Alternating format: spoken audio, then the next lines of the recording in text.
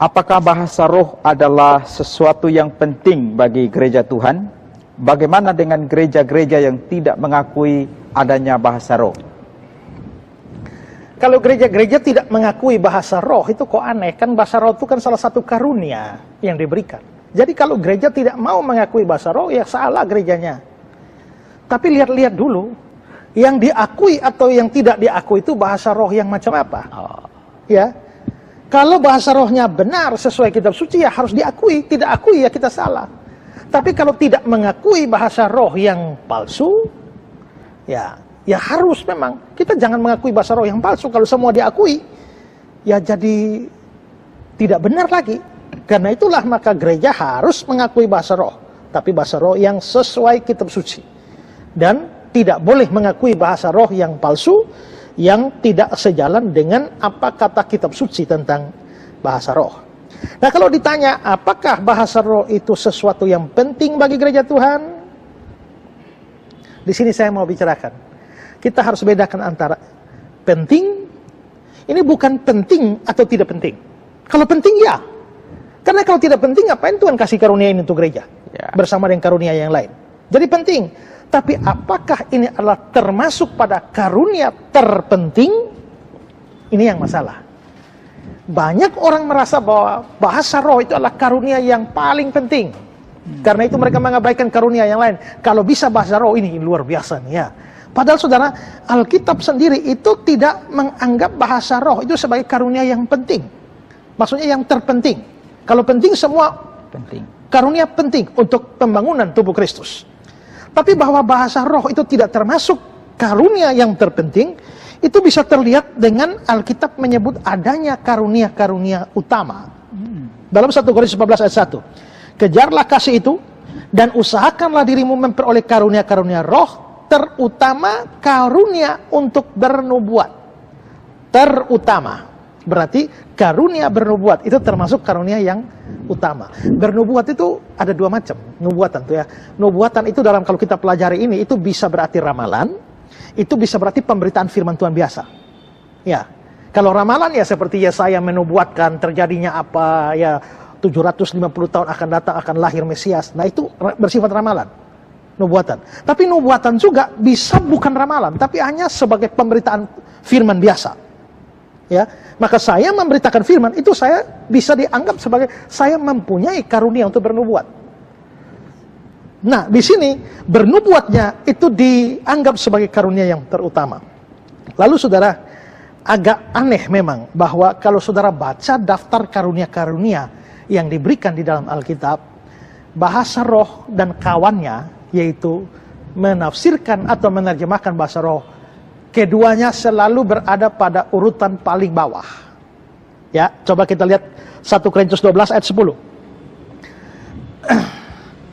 Kepada yang seorang roh memberikan kuasa untuk mengadakan mujizat. Kepada yang lain dia memberikan karunia bernubuat. Kepada yang lain dia memberikan karunia untuk membedakan bermacam-macam roh.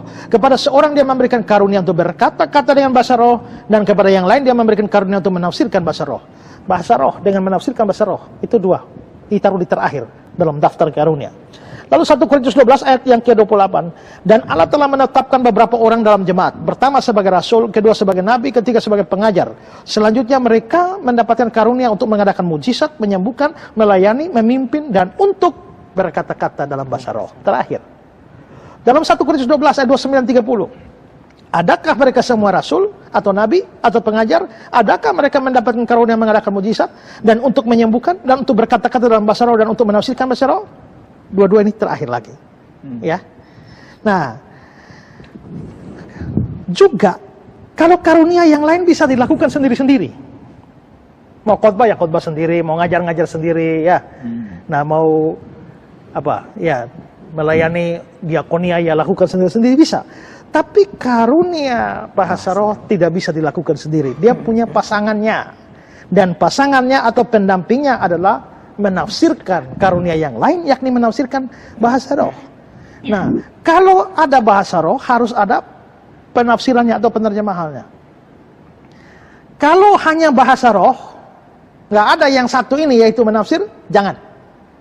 Makanya dalam 1 Korintus 14 ayat 27 dia bilang, jika ada yang berkata-kata dengan bahasa roh, biarlah dua atau sebanyak-banyaknya 3 orang, seorang demi seorang, dan harus ada yang menafsirkannya. Harus ada yang menafsirkan. Kalau tidak ada yang menafsirkan, tidak usah pakai. Jadi kalau bahasa roh tanpa tafsiran, bahasa rohnya nggak bisa dipakai.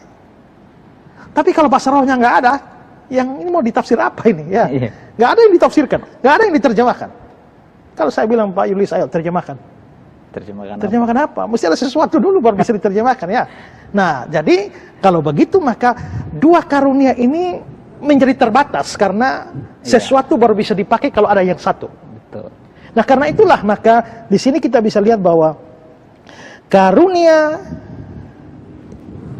ini, karunia bahasa roh adalah karunia yang penting. Makanya gereja tidak boleh anti terhadap karunia ini. Gereja tidak boleh anti terhadap karunia bahasa roh. Walaupun gereja juga tidak boleh terlalu cepat-cepat menerima karena bahasa roh juga bisa dipalsukan oleh setan, ya. Dan ingat juga bahwa bahasa roh itu sekalipun dia adalah karunia yang penting bagi gereja, tapi dia bukan karunia yang utama. Karena itulah kita jangan terlalu gila bahasa roh. Dan seolah-olah kalau tidak bahasa roh berarti tidak ada Roh Kudus. Itu salah. Ya, saya juga saya tidak pernah dapat karunia bahasa roh. Tapi saya puji Tuhan dengan Tuhan, karunia yang Tuhan berikan pada saya untuk memberitakan firman, untuk bernubuat dalam arti pemberitaan firman, untuk ngajar dan lain sebagainya. Ya. Nah, jadi Alkitab bilang karunia bernubuat adalah karunia yang paling utama. Nah, mengajar firman Allah, karena firman Allah yang paling penting di tengah-tengah gereja Tuhan. Kalau karunia-karunia lain sekalipun penting, tapi tidak yang terpenting, termasuk bahasa roh ini. Ya.